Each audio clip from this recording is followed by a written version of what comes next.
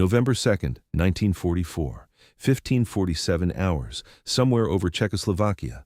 Lieutenant Bruce Carr watches the oil pressure gauge drop to zero. Black smoke pours from the cowling of his P-51 Mustang. The Merlin engine screams, metal grinding against metal. 30 seconds ago, he was leading a strafing run against a German airfield. Now he's a dead man flying. Flak. An 88mm shell fragment punched through the engine compartment and severed the oil line. Without oil, the Rolls-Royce Merlin will seize in approximately 90 seconds. After that, the propeller becomes a 400-pound anchor, and the P-51 becomes a glider with the aerodynamic properties of a brick. Carr has one option: bail out. He pulls back the canopy, rolls the dying Mustang inverted, and drops into the freezing Czechoslovakian sky. At 8,000 feet, the silk canopy deploys. Below him, enemy territory stretches to every horizon. He's 200 miles behind German lines. No radio, no weapon except a .45 pistol with 7 rounds. No food, no water. November in Central Europe. Temperature dropping below freezing at night. The mathematics of survival are brutal. American pilots shot down over occupied territory have a 23% chance of evading capture and returning to Allied lines. The other 77% spend the rest of the war in Stalag Luft 3, or end up in unmarked graves. Bruce Carr is about to become the exception to every statistic ever written about downed pilots. Because in 4 days, he won't just escape, he'll steal one of the most advanced fighter aircraft in the German arsenal and fly it home. This is the story of the pilot who took off in a P-51 and came back in an FW-190. How a farm kid from New York learned to fly at 15 and became an ace by 20.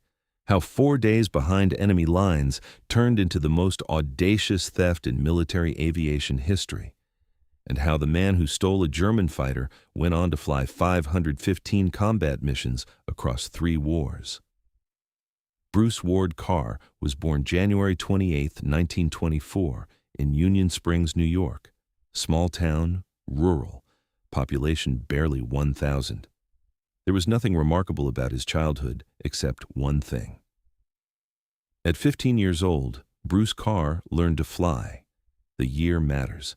September 1939. Germany invaded Poland. World War II began. A 15-year-old farm kid in upstate New York couldn't know that within 5 years he'd be dogfighting Messerschmitts over Berlin.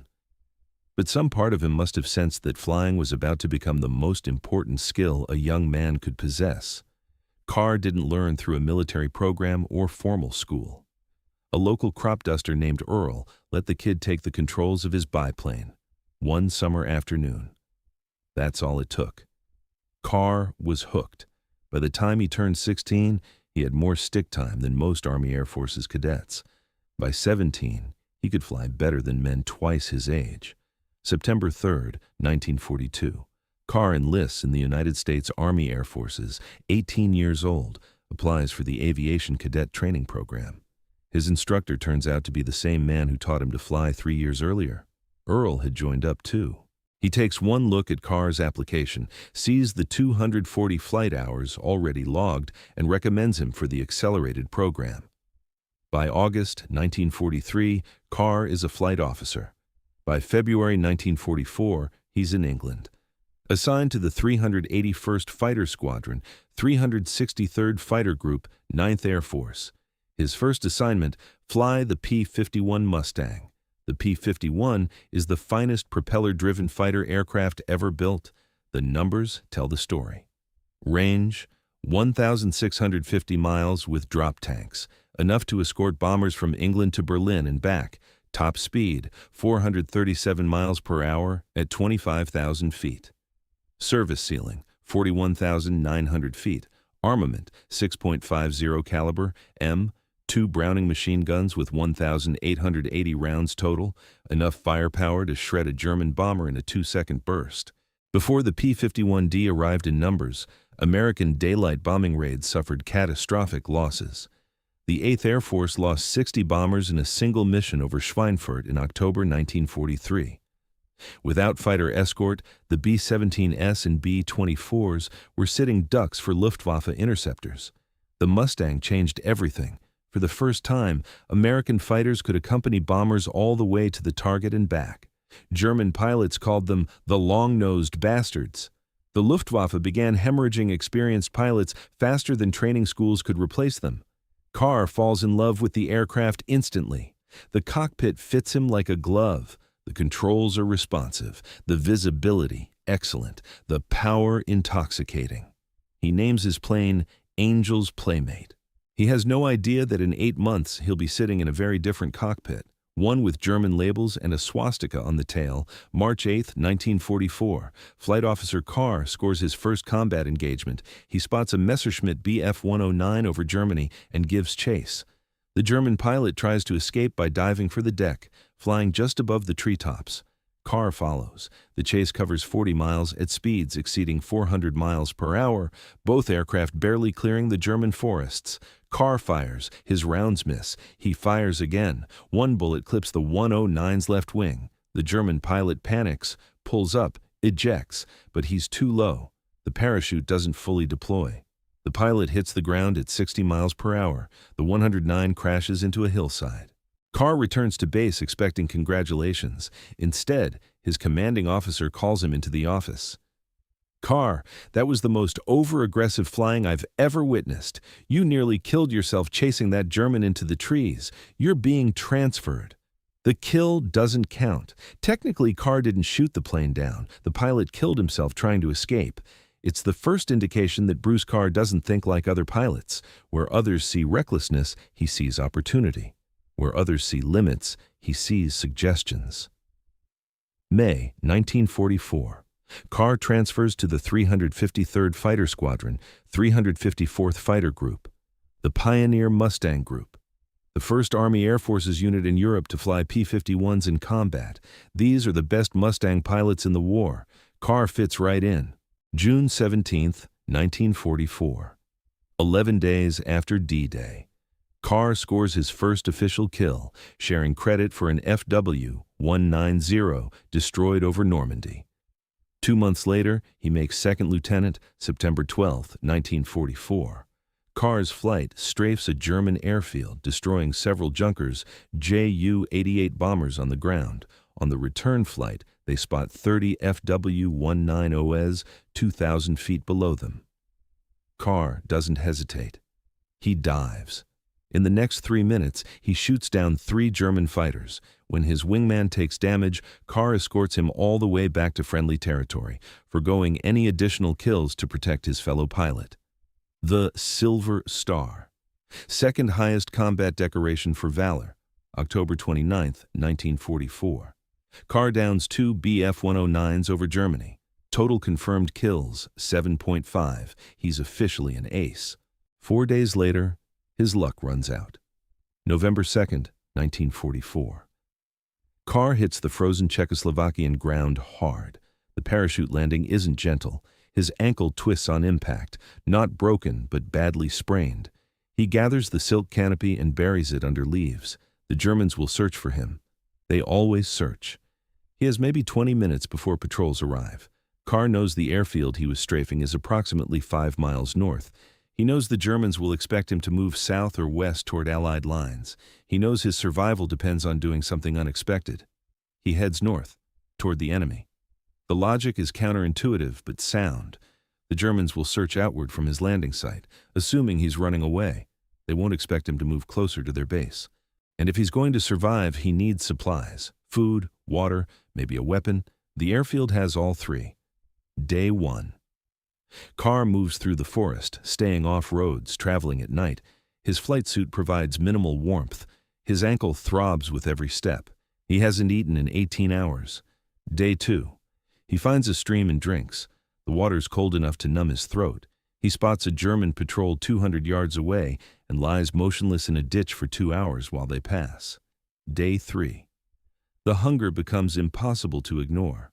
Carr is burning 4,000 calories a day just staying warm. He's consumed 0.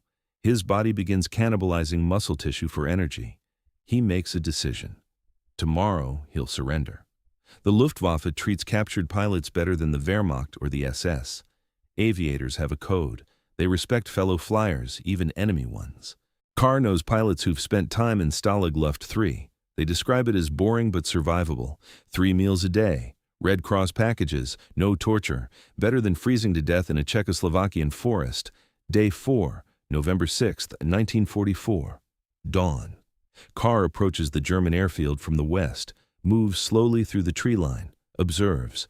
The base is small, maybe 20 aircraft, a mix of Focke-Wulf FW-190s and BF-109s, maintenance hangars, a control tower, barracks, and security. Lots of security. Guards patrol the perimeter, more guards at the gates. This isn't going to be easy. Carr watches the pattern. The guards change shift every 4 hours. There's a 10-minute gap during the changeover when coverage is thinnest. He waits. At 0800 hours, the morning shift change begins. Carr counts, watches, times it. At 0807, he moves. He crosses the open ground between the tree line and the perimeter fence in 45 seconds.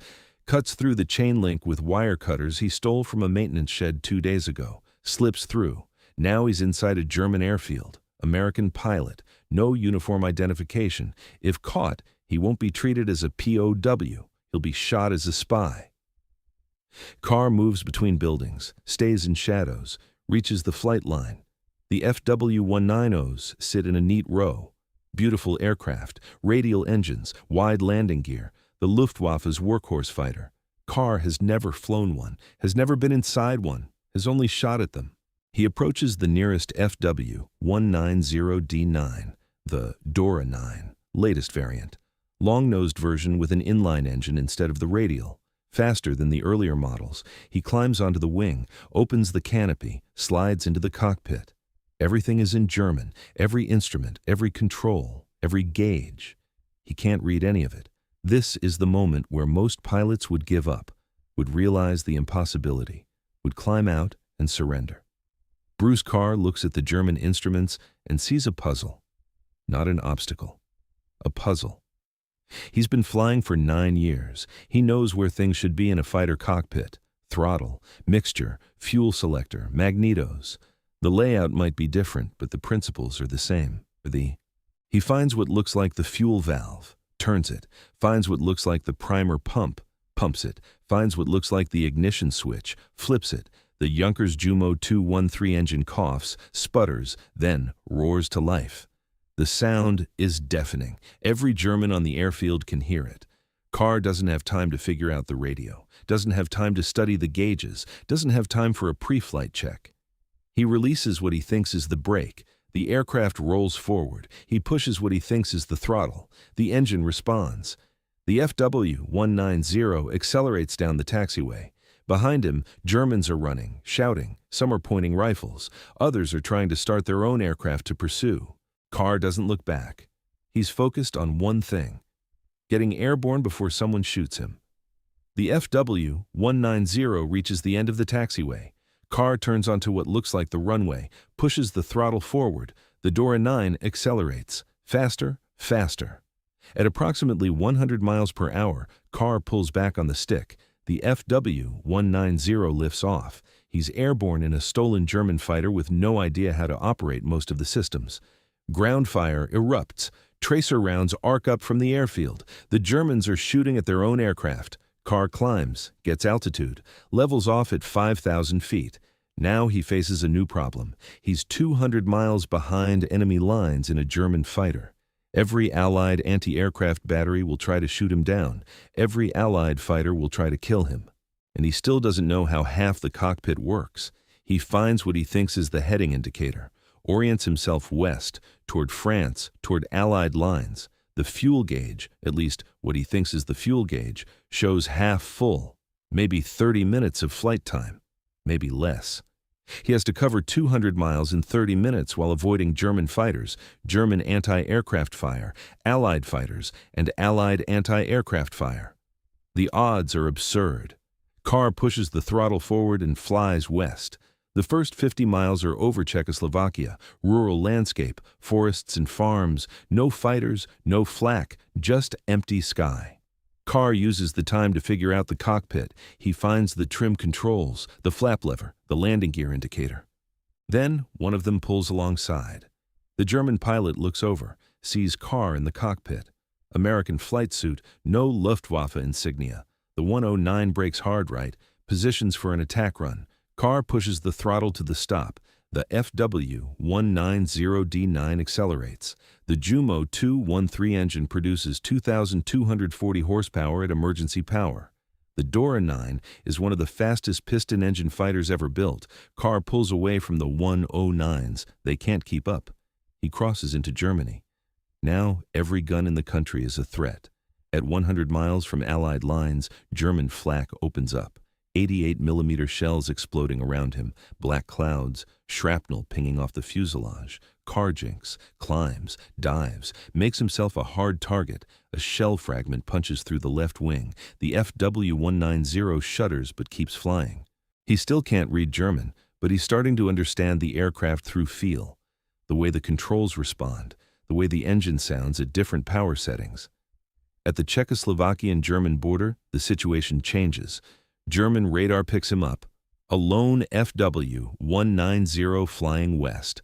Radio calls go out. No response. The aircraft doesn't identify itself. Two Bf-109s scramble to intercept. Carr sees them at 10 miles, two dots climbing from an airfield to his south. Standard procedure, turn and fight or run, but Carr has an advantage. He's flying a German aircraft. The 109s don't know he's hostile. Not yet. He maintains course, maintains speed, hopes they think he's one of theirs. The 109's close to 3 miles, 2 miles, 1 mile. 75 miles from Allied lines, the fuel gauge shows quarter full. Maybe 10 minutes of flight time remaining. Carr does the math. He's not going to make it. At 50 miles from Allied lines, he crosses into France. Allied-controlled France, which means every anti-aircraft battery is American, British, Canadian, and they will absolutely shoot down a German fighter. Carr drops to 500 feet, flies low and fast, trying to avoid being spotted. At 30 miles from Allied lines, someone spots him. American .50 caliber anti-aircraft fire erupts. Tracers arc toward the FW-190. Carr banks hard, climbs, tries to get out of range. More guns open up. The sky fills with tracers. He's being shot at by his own side. At 20 miles from Allied lines, the fuel gauge hits empty. The engine coughs, sputters. Carr spots an airfield ahead, Allied airfield. American P-51s parked on the ramp. He has no choice. He has to land, now. The engine dies completely. The propeller windmills to a stop. The FW-190 becomes a glider. Carr lines up with the runway, but he's too high, too fast. And he still doesn't know where the landing gear control is. He searches the cockpit frantically. German labels, German switches. Where's the gear? He finds a lever that looks right, pulls it. Nothing happens, no gear indicator, no change in handling. He tries another lever. Still nothing. The runway is 500 yards ahead, 400, 300. Carr makes a decision. Belly landing, no gear, no choice. He flares. The FW-190 touches down on its belly at 120 miles per hour. Sparks fly. Metal screams. The aircraft slides down the runway, shedding pieces. It comes to rest 200 yards from the control tower. Carr sits in the cockpit, alive, somehow. Military police surround the aircraft, rifles pointed, shouting in English. "Get out! Hands up! Now!" Carr pops the canopy, raises his hands, climbs out onto the wing. "I'm Captain Carr of this goddamn squadron." Nobody believes him. He's been missing for 4 days. He's supposed to be dead or captured, and he just belly landed a German fighter on their airfield. The MPs keep their rifles trained on him until a staff car arrives. Colonel George Bickle, commanding officer of the 354th Fighter Group, steps out, looks at the scene. The destroyed FW-190, the mud-covered pilot, the bewildered military police. Bickle says, "Where in the hell have you been, and what have you been doing now?" The story spreads through the Army Air Forces like wildfire. The pilot who stole a German plane, the only American in the European theater to take off in a P-51 and return in an FW-190. But Carr's war isn't over. 5 months later, April 2nd, 1945, near Schweinfurt, Germany. First Lieutenant Carr is leading a flight of 4 P-51s on a reconnaissance mission. They're at 15,000 feet when Carr spots movement above them. German fighters, more than he can count, a massive formation stacked from 18,000 to 25,000 feet. Carr does a quick estimate, 60 aircraft, maybe more. Bf-109s and FW-190s mixed, the largest concentration of German fighters he's ever seen. He has 4 P-51s. Standard tactics dictate immediate evasion. 4 against 60 is suicide. The Germans have altitude advantage, numerical advantage, positional advantage. Every manual ever written says disengage and report, get out alive. Bruce Carr has never been particularly interested in what the manuals say. He keys his radio. Engaging. His wingmen don't hesitate. They've flown with Carr before. They know what he's capable of. The 4 Mustangs climb into the German formation. What happens next is one of the most remarkable air battles of World War II. The Germans don't expect an attack. They're flying in loose defensive formation, conserving fuel, probably heading to intercept a bomber stream. 4 American fighters climbing directly into their midst makes no tactical sense. Carr uses the confusion. He slips into the back of the formation, positions himself behind a Bf-109, fires. The German pilot never sees him. The 109 explodes. Carr shifts to another target, an FW-190, 3 seconds of .50 caliber fire. The Focke-Wulf rolls inverted and plummets. The German formation begins to scatter. They don't know how many Americans are attacking, don't know where the fire is coming from. Carr moves through them like a wolf through sheep, picking targets, firing, moving. 3rd kill, 4th kill, 5th kill. In the space of 3 minutes, First Lieutenant Bruce Carr shoots down 5 German aircraft. His wingmen account for 10 more, 4 American pilots, 15 German aircraft destroyed, 0 American losses. When the ammunition runs out, Carr leads his flight home. The surviving Germans, 45 of them, scatter across the German countryside. April 9, 1945. Bruce Carr is promoted to captain. The Distinguished Service Cross is awarded for his actions on April 2nd. The citation reads, completely disregarding his personal safety and the enemy's overwhelming numerical superiority and tactical advantage of altitude, he led his element in a direct attack on the hostile force, personally destroying 5 enemy aircraft. Carr becomes the last ace in a day in the European theater of World War II. No American pilot will match his feat before Germany surrenders. By the end of the war, he's flown 172 combat missions and accumulated 14 to 15 confirmed aerial victories. The records differ, plus numerous ground kills. He's 21 years old. The war ends. Bruce Carr stays in uniform.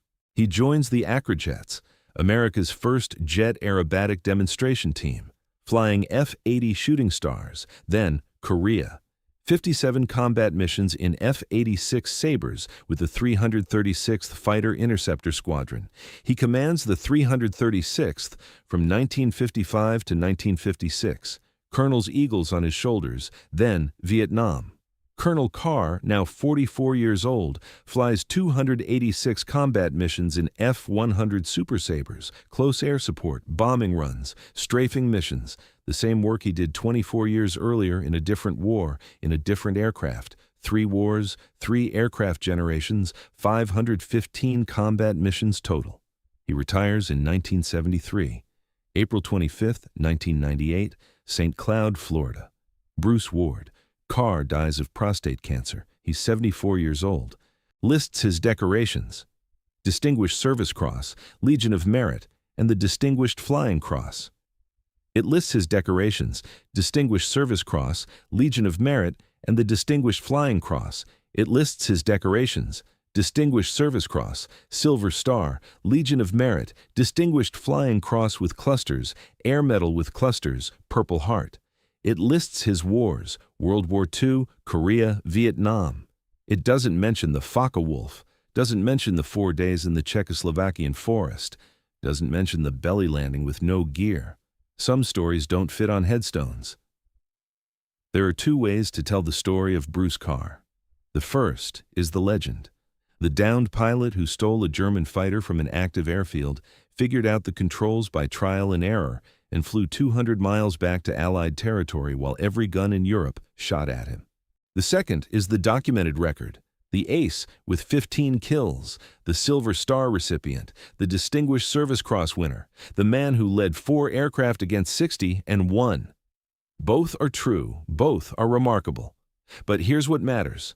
In November 1944, an American pilot found himself alone, unarmed and stranded 200 miles behind enemy lines. The rational choice was surrender. The safe choice was giving up. Bruce Carr chose differently. He looked at a German fighter aircraft covered in unfamiliar instruments and saw not an obstacle, but an opportunity. He climbed into a cockpit he'd never seen, started an engine he'd never operated, flew an aircraft he'd never touched before. Not because he was reckless, because he refused to accept that his options were limited to the ones that seemed possible. 4 months later, faced with 60 enemy fighters and 4 friendly aircraft, he made the same calculation. The rational choice was retreat. The safe choice was survival. He chose attack, and 15 German pilots never made it home. In 1997, a year before his death, Colonel Carr flew one more time. Kermit Weeks's Fantasy of Flight Museum in Florida had invited him for an air show.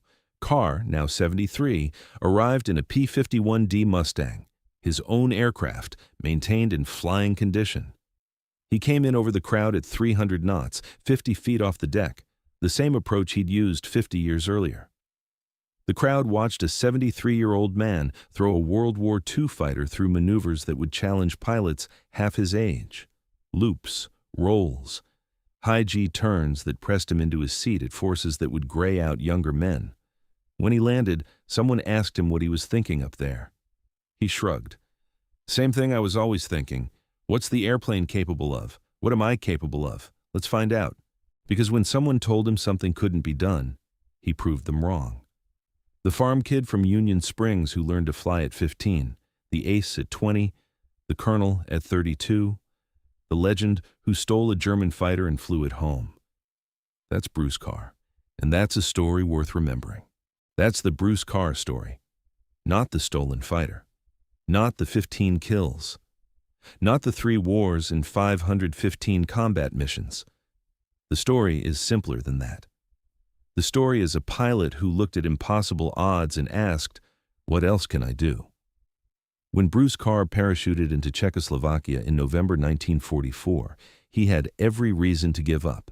Every statistic said he'd be captured or killed. He stole a German fighter instead.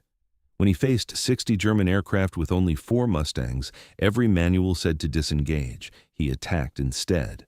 That's the legacy. Not the victories. The refusal to accept that impossible means impossible. Bruce Carr flew 515 combat missions across 3 wars. He survived all of them, not because he was lucky, because he was relentless.